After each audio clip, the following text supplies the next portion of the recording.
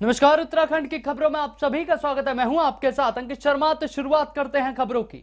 देर शाम से मौसम के करवट बदलते ही कुदरत ने संपूर्ण उत्तराखंड पर अपनी मेहरबानी बरसाई है। सैलानियों की सैरगाह चक्राता भी कुदरत की मेहरबानी से अछूती नहीं रही। चक्राता को मिली सौगात के रूप जमकर हुई बर्फबारी से जहां होटल मालिकों के चेहरे खिल उठे, वहीं दूसरी तरफ बागवान स्थानीय काश्तकारों के लिए बर्फबारी किसी वरदान से कम नहीं है। जहां इस बर्फबारी से चक्राता सैलानियों से गुलजार हो जाती है, होटल मालिकों की आमद बढ़ जाती है, स्थानीय शिक्षित बेरोजगार को मौसमी रोजगार मिलता है, वहीं स्थानीय काश्तकार बागवानों की सेब की फसल के लिए ये बर्फबारी अमृत का काम कर रही है। अच्छा है। हम लोगों को जो हमारे बाग बगीचे हैं इसके लिए बहुत फ़ायदेमंद है, क्योंकि इससे जो है पूरे जैसे हमारे सेब है, खुमानी है, आड़ू है, इसके लिए जो है ये बहुत फ़ायदेमंद है। इससे जो है बहुत अच्छा जो है सेब होगा। इसके लिए दूसरी बात, हमारे जो ये क्या नाम गेहूँ है, जौ है, ये फसल के लिए भी ये खाद लगती है इस बर्फ़ से जो है। तीसरी बात, हमारे जो जब ये बर्फ़ पड़ता है तो पूरा पानी जो है पूरा गर्मियों के लिए जो है पूरा ये स्रोत खुलते हैं, और पशु वगैरह के लिए जो है हम लोगों को बहुत फ़ायदेमंद चीज़ है इसमें जो है ना। इससे हम लोगों के लिए जो है बर्फ़ से जो है इतना फ़ायदा है जितना जो है किसी चीज़ का और फ़ायदा नहीं मिल सकता है। तो कुल मिला के आने वाले समय में जो है काश्तकार की जो है आमद होगी, इससे जो है बहुत अच्छी जो है दूने तेवने से आमद होगी, बहुत अच्छी फसल होगी, बहुत अच्छे सेब होंगे, नींबू वगैरह, ये जितने भी फल है हमारे यहाँ जो भी फल होता है वो सब दूने तेवने पर जो है होगा। इससे हम लोगों को ये जो है ये बहुत फ़ायदेमंद है, और हम लोग जो है बहुत खुशी है इसमें जो। तो साथ ही पर्यटन नगरी धनौल्टी में देर रात से हो रही बर्फबारी अभी भी जारी है। इस साल की अच्छी बर्फबारी से पर्यटकों और किसानों के चेहरे खिल गए। इस बर्फबारी से सेब, खुमानी तथा आलू मटर आदि फसलों के लिए बहुत अच्छी हो रही है। साथ ही होटल व्यवसाय और स्थानीय लोगों का कहना है कि मई जून में जो पानी की कमी होती है वो अब नहीं रहेगी। बर्फबारी होने से अधिक पर्यटक धनौल्टी की तरफ आएंगे और देर रात से पर्यटकों के फोन आने तथा बुकिंग होने लगी है। तो बढ़ते आगे, पहाड़ों की रानी मसूरी में देर रात से हो रही है बारिश के होने से तापमान में भी भारी गिरावट में नजर आई है। मसूरी के कुछ जगहों में हुई बर्फबारी ठंड से लोगों का हाल बेहाल है। मौसम विभाग के अनुसार अगले 24 घंटे ऊंचाई वाले पहाड़ी क्षेत्रों में आज बर्फबारी और बारिश। वहीं मसूरी के पास धनौल्टी में देर रात हुई बर्फबारी स्थानीय लोगों के चेहरे खिले दिखे और देश विदेश से धनौल्टी आए हुए पर्यटक बर्फबारी का आनंद ले रहे हैं। रामनगर महाविद्यालय में छात्र महोत्सव मनाया जा रहा है। 2 दिवसीय चलने वाले इस महोत्सव में विभिन्न प्रकार के कार्यक्रम प्रायोजित किए गए, जिसमें उत्तराखंड की संस्कृति पर आधारित नृत्य गीतों के अलावा अन्य कार्यक्रम दूसरे दिन भी प्रस्तुत किए जाएंगे। इस कार्यक्रम के पहले दिन मंगलवार को प्रदेश के उच्च शिक्षा मंत्री धन सिंह रावत ने शिरकत की। उन्होंने बताया कि वह 10 दिनों के भीतर पीएनजी महाविद्यालय को 2 करोड़ रुपए देने वाले हैं। इसके अलावा उन्होंने बताया कि वह महाविद्यालय के अंदर खेल से लेकर लैब, पुस्तकें, फर्नीचर और विद्यालय के सौंदर्यीकरण के लिए सभी व्यवस्थाएं मुहैया कराने वाले हैं। तो महासंघ का कार्यक्रम उसमें आया हूं, और हमारे माननीय विधायक जी ने भी मुझे बुलाया था। अभी डिग्री कॉलेजों में 3 महत्वपूर्ण निर्णय हम लोगों ने लिए हैं। एक तो 100% प्राचार्य हमारे कॉलेज में हो गए, 877 असिस्टेंट प्रोफेसरों की नियुक्तियां लोक सेवा आयोग से चल रही हैं, और मुझे आशा है कि इस सत्र तक सब आ जाएंगे। 198 प्रोफेसरों का हमने अध्याचन लोक सेवा आयोग को फिर भेज रहे हैं कि जो पीजी कॉलेज है वहां फैकल्टी हम बढ़ाना चाह रहे हैं, और 2 करोड़ रुपए हमने इस महाविद्यालय को इस साल और दे रहे हैं। 2 करोड़ रुपए पिछले साल देते हैं। पिछले साल हमारे मुख्यमंत्री जी भी आए थे, तो उन्होंने बाउंड्री वाल से लेके नई स्थापना के लिए यहाँ घोषणा की थी, और मुझे लगता है कि 8-10 दिन में 2 करोड़ रुपए इस कॉलेज को मिल जाएंगे। और इस कॉलेज में हम छात्रों के लिए चाहे बाउंड्री वाल हो, चाहे खेल का सामान हो, चाहे लैब का सामान हो, चाहे पुस्तकालय हो, चाहे मेज कुर्सियां हो, इस सारी व्यवस्थाएं डिग्री कॉलेज को देने वाले हैं। साथ ही रामनगर में सोमवार को उत्तराखंड के सहकारिता व उच्च शिक्षा मंत्री धन सिंह रावत पहुंचे, जहां उनका स्वागत विधायक कार्यालय पर भाजपा कार्यकर्ताओं ने गर्मजोशी से किया। उन्होंने पत्रकार वार्ता करते हुए कहा, प्रदेश सरकार छोटे व्यापारियों के लिए माइक्रो फाइनेंस योजना शुरू करने जा रही है। कोऑपरेटिव बैंकों के जरिए इस योजना को अमल में लाया जाएगा। अभी मजबूरी में छोटे व्यापारी बाजार से लोन ले रहे हैं, जिसके चलते उन्हें उसका बहुत ब्याज देना पड़ता है, जिससे उनकी आर्थिक में खास सुधार नहीं हो पा रहा है। इसके लिए अब सरकार कदम उठा रही है। सरकार इन व्यापारियों के लिए एक दिन में 1000 रुपए और 20 रुपए ब्याज के साथ धनराशि उपलब्ध कराएगी। पहले मैं अपने लोकप्रिय मुख्यमंत्री जी का बहुत आभारी हूँ कि उन्होंने मेरे विभाग को आदेश दिया था कि जो गरीब तबके के छोटे आड़तीस हैं या हमारे किसान भाई हैं उनके लिए कोई योजना बनाई है। और हमारे विभाग ने एक बहुत महत्वाकांक्षी योजना बनाई है। एक तो जो हमारे गरीब किसान हैं, सीमांत किसान हैं, लघु किसान हैं, उनको 0% पे किसान आधारित कोई भी ऋण लेंगे तो उनको 0% पे दिया जाएगा। जो हमारे महिला समूह है पूरे उत्तराखंड में, उनको 5 लाख तक का जो है कृषि ऋण जो है 0% पे दिया जाएगा। देश का पहला राज्य उत्तराखंड है जो किसानों को 0% पे ऋण देना चाह रहा है।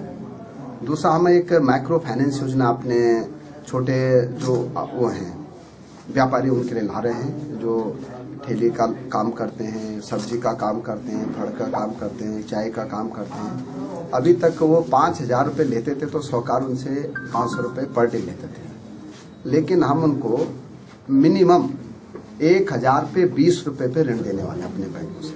और उससे जो है उनकी दैनिक दिनचर्या भी बढ़ जाएगी, उनकी आय भी दुगनी हो जाएगी।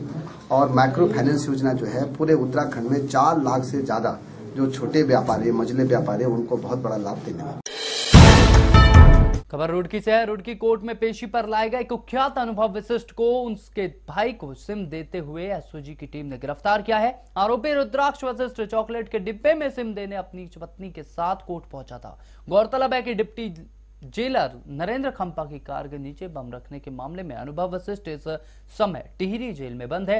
अनुभव वशिष्ठ को क्या सुनील राठी का शार्प शूटर माना जाता है। जैसे ही टिहरी पुलिस अनुभव वशिष्ठ को लेकर रुड़की रामनगर कोर्ट में पहुंची तो उससे मिलने के लिए उसका भाई रुद्राक्ष अपनी पत्नी के साथ कोर्ट में पहुंचा। पुलिस के मुताबिक रुद्राक्ष रंगदारी के मामले में पहले भी जेल जा चुका है और इस बार भाई को सिम देने के बाद पुनः रंगदारी के कारोबार में आगे बढ़ाना चाहता है। फिलहाल पुलिस आरोपी रुद्राक्ष से पूछताछ करने में जुटी हुई है। जिला कारागार से अनुभव वशिष्ठ रुड़की कोर्ट में उसकी पेशी थी। एक अन्य मामला रुड़की पेशी में उसकी एक मामले में पेशी थी जो जिसको जिला कारागार टिहरी से लाया गया था। पेशी के बाद जब उसको वापस ले जाने गार्ड जो टिहरी से आए थे ले जाने लगे तो उसको उसके भाई रुद्राक्ष द्वारा चॉकलेट वगैरह खाने की चीज़ और जेम्स के पैकेट में सिम दिया जा रहा था, जिस सिम के माध्यम से ये लोगों को धमकी देकर उसका वसूली की जा सके। और इस ये घटना में रुद्राक्ष की गिरफ्तारी हो चुकी है और बाकी जांच जारी है।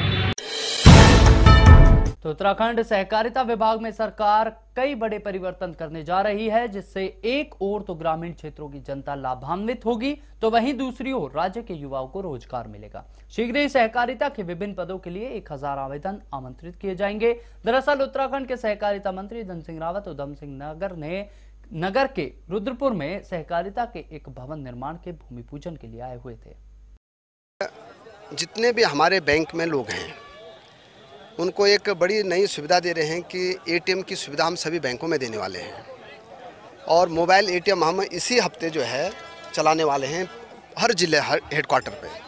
और वो मोबाइल एटीएम जो है गांव-गांव में जाके जहां भी बैंकिंग की कोई दिक्कत है वो जो है मोबाइल एटीएम जो है उनके गांव में सीधे ग्राहकों को पैसा दे सकती है।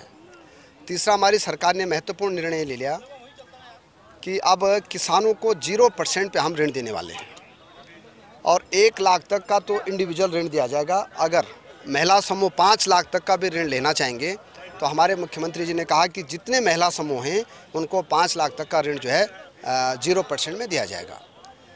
चौथा निर्णय हमारी सरकार ने लिया कि जितने भी हमारे कोऑपरेटिव सेक्टर में नियुक्तियाँ होनी हैं उन नियुक्तियों का विज्ञापन हम 15 दिन में निकालने वाले हैं और लगभग 1000 लोगों को हम नौजवानों को जो बेरोजगार हैं अपने सहकारिता विभाग में नौकरी देने वाले हैं और जल्दी उनका साक्षात्कार भी होगा, इंटरव्यू हो गया और रिटर्न भी होगा। और जितने भी बैंक में लोग लगेंगे उनका मूल रूप से वो जो है उत्तराखंड के मूल निवासी होने चाहिए। ये 3-4 सौगातें हमारी सरकार ने दी है। सितारगंज और शक्ति फार्म क्षेत्र में कल हुई तेज हवाओं के साथ बारिश से लाही की हुई फसल खराब को लेकर सैकड़ों किसान उप जिलाधिकारी सितारगंज कार्यालय पहुंचे और उप जिलाधिकारी सितारगंज निर्मला वेस्ट को ज्ञापन सौंपा। उनका कहना था कि कल हुई तेज हवाओं के साथ बारिश से लाही की हजारों एकड़ फसल खराब हो गई है और सैकड़ों एकड़ खेतों में पानी भर जाने से भी फसल खराब हो गई है, जिसको लेकर किसानों को लाखों रुपए की हानि हुई है। जिसको लेकर किसानों ने फसलों के नुकसान के मुआवजे देने की सरकार से मांग की है। वहीं पूर्व विधायक नारायण पाल ने कहा कि किसानों से बैंकों में फसली ऋण पर किसान बीमा काटा जा रहा है। वहीं बारिश से हुई लाही की फसल खराब होने पर अब सरकार को फसल का बीमा देना चाहिए। नारायण पाल जी और अन्य ग्रामीण ग्राम शक्ति फार्म के मेनली लोग थे। इनका ये कहना है कि कल जो बारिश हुई है उसमें ओलावृष्टि भी हुई है, जिससे उनकी जो लाही की फसल है और अन्य फसलें में नुकसान पहुंचा है। तो इसको लेकर कृषि विभाग और राजस्व विभाग की एक टीम हम लोग गठित कर रहे हैं उद्यान विभाग के साथ। वो टीम सर्वे करेगी, जॉइंट सर्वे का जो भी रिपोर्ट आएगी उस पर आगे कार्रवाई करेगी। जो बैंकों के माध्यम से किसान बीमा योजना जो है उसका जो पैसा वसूला जा रहा है उनका भुगतान से पहले काट लिया जा रहा है। इसका हमने एक आरटीआई लगाई है। कौन कौन से सर नोडल बैंक और सोसाइटी हैं और कितना पैसा किसानों को दिया गया, कितना पैसा किसानों से लिया गया, इसमें आरटीआई लगाई गई है। श्री जितेंद्र पाल सिंह जी एडवोकेट हैं, आपके माध्यम से उसकी आरटीआई लगी है और अभी हमने एसडीएम से कहा है तो गांव-गांव का सर्वे होगा। अभी देखना है कि प्रशासन कितना गंभीर है इस मामले में कि इनको मुआवजा देता है या नहीं देता है। तो मोर्चा कार्यालय पत्रकारों से वार्ता करते हुए जीएमवीएन के पूर्व उपाध्यक्ष एवं जन संघर्ष मोर्चा अध्यक्ष रघुनाथ नेगी ने कहा कि प्रदेश में लागू आरक्षण व्यवस्था, जिसके तहत अनुसूचित जाति, जनजाति व अन्य पिछड़ा वर्ग के लोगों को आरक्षण दिया जा रहा है, उस व्यवस्था से वास्तविक गरीब को सौ दूर है। अनुसूचित जाति जनजाति के मामले में क्रीमी लेयर व्यवस्था आय सीमा न होने के कारण अमीर धनाढ्य लोग सरकारी योजनाओं, नौकरियों का आसानी से लाभ उठा लेते हैं, लेकिन वहीं दूसरी ओर सुविधाओं से कोसों दूर और तंगहाली से जीने को मजबूर माँ बाप अपने बच्चों को समुचित सुविधा नहीं दे पाते, जिससे वह गरीब बच्चे अधिकांश मामलों में अमीरों से प्रतिस्पर्धा नहीं कर पाते तथा योजनाओं से वंचित रह जाते हैं। उन लोगों से जो रिजर्व कोटे के लोग हैं उन लोगों से कम्पीट नहीं कर पाते, क्योंकि उनकी जो प्रतिस्पर्धा है उनके संसाधनों के अभाव में वो बेचारे बहुत ज़्यादा पिछड़ जाते हैं। हमारा कहना यह है कि उस आरक्षित कोटे में ही अगर हॉरिजॉन्टल रिजर्वेशन इन अभ्यर्थियों को मिल जाए। तो नागनी मेठान गांव में देर रात से हो रही बारिश और दिन से शुरू हुई बर्फबारी अब भी जारी है। बर्फबारी इस साल की अच्छी बर्फबारी से पर्यटकों और किसानों के चेहरे खिल गए। इस बर्फबारी से सेब, खुमानी और आलू मटर आदि फसलों के लिए बहुत अच्छी हो रही है। साथ ही लोगों का कहना है कि इस बारिश से फसल को काफी फायदा मिलेगा और ठंड से भी अब कुछ राहत मिलेगी, जो कई तरह की बीमारियों से लोगों को जूझना पड़ रहा था। इस बारिश से कुछ बीमारियां भी कम होंगी। तो उत्तराखंड की खबरों में अभी के लिए बस इतना ही। तमाम बड़ी खबरों के लिए जुड़े रहिए हमारे साथ और देखते रहिए। नमस्कार।